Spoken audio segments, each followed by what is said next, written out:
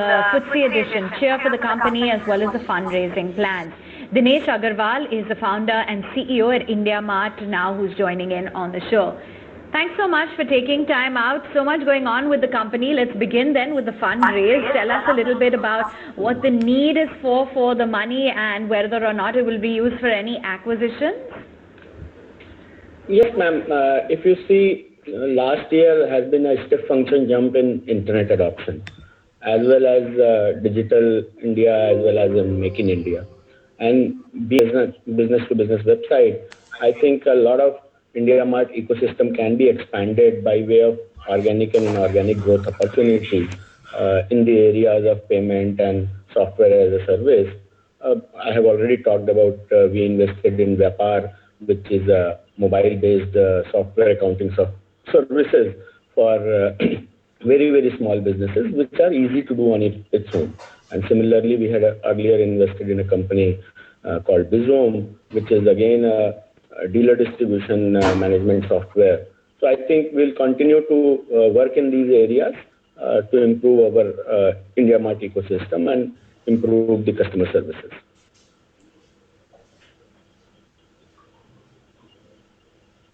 That's the view coming in on the fundraise, but let's also get in a sense as to, post this QIP, the net worth of the company will increase nearly 4 times. That's quite substantially. After the net worth goes up, once the money is deployed, will the ROE be back to the levels that the company currently enjoys, the high levels? Ma'am, that will depend upon how we are able to deploy the fund over the next year or two.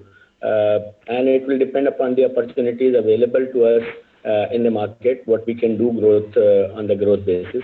So ROE, I think will definitely take a lagging indicator, so maybe 2 to 3 years to improve the ROI back to the similar level.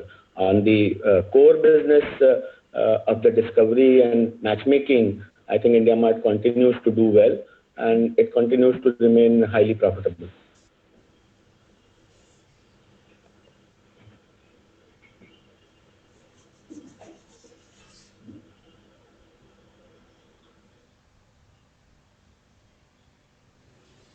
Okay.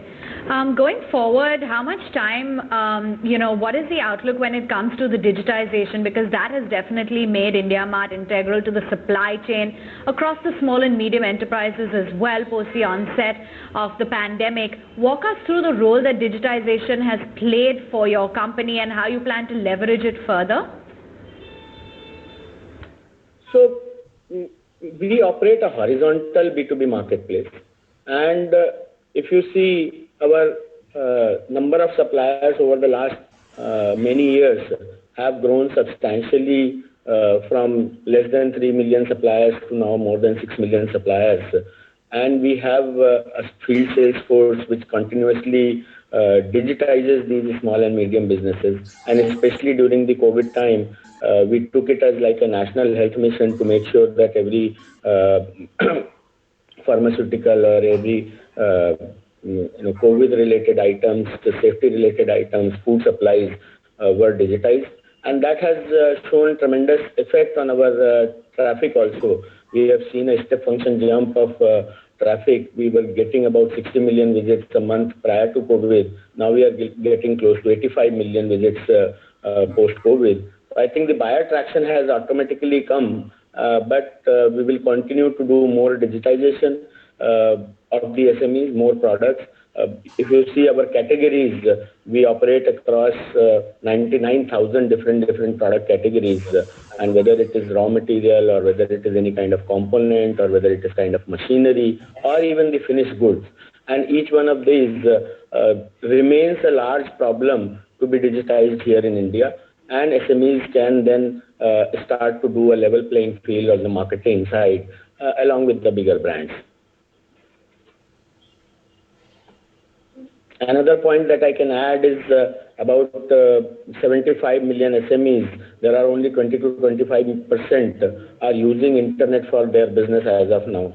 Out of 1 crore plus GST registered businesses, there are only 20-25% who are using internet as of now. And I think that adoption is going to go up over the next many quarters and many years.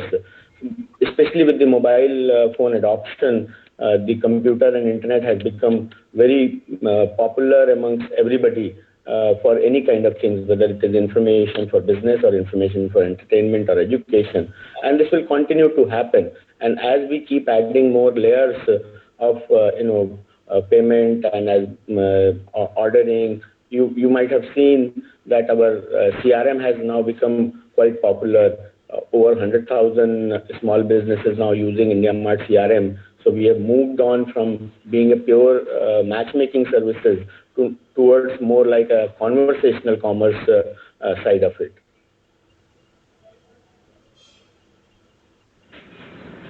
Sure.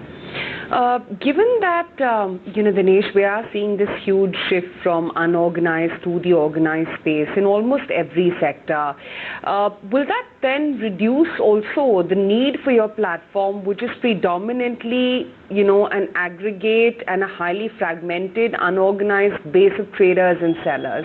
Could that be a challenge or a threat going forward by any chance? The organized players are only limited to certain categories, very few categories if you see, whether it is FMCG or fashion, and that too not in the B2B supply chain. When I wear a jacket, it has hundreds of B2B transactions behind the scene, whether it is the fiber or thread or buttons or button making machine or so there are a very long tail of B2B commerce that will continue to remain unorganized and like this. If you see, there are for every B2C transaction of 1,000 rupees, there are about 9,000 rupees B2B transaction that has happened to make one piece of 1,000 rupees. So even if you see that malls are growing or even these new age e-commerce platforms are growing, they will continue to corner a small space in the B2C segment. But B2B segment has a lot more fragmentation as well as a lot more need for digitization because of the variety of the category, because of the customization of the goods that people buy. So I think as India steps towards better manufacturing processes and even higher GDP growth, I think we don't see any challenges in the near term for IndiaMart. As I said, the current cash that has been raised should be deployed over the next 2 years or so. After that, depending upon how those initiatives work out and how do they become profitable, I think it will be fair to say that return on equity can be subdued for next 2-3 years, and only after that it can come back to the previous level.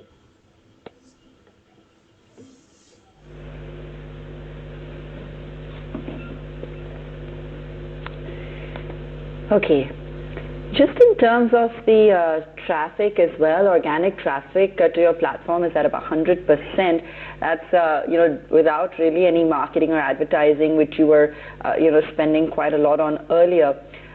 Could you share with us the split between buyers and sellers and what's really driving the traction? It is the content. If you see the amount of digitization needed for a country like India is massive. Every wholesale market, every factory, their products are not yet digitized. We collect almost like 25,000 new products every day, which are first time appearing on the internet. And since there is a permanent shift towards the buyers' preferences to look for any product or look for any prices on the internet because of the smartphone penetration over the last couple of years, and that further got aggravated with this lockdown where people had to learn how to utilize the internet, and they found for many of the cases IndiaMart was the only source. So they continue to come to IndiaMart as long as we are able to provide the supply side. And this has also created a little bit of a brand effect where people have found many of the items on IndiaMart and they have become a regular visitor of IndiaMart. So I think we will continue to focus on the supply side and how well we can educate our SMEs and our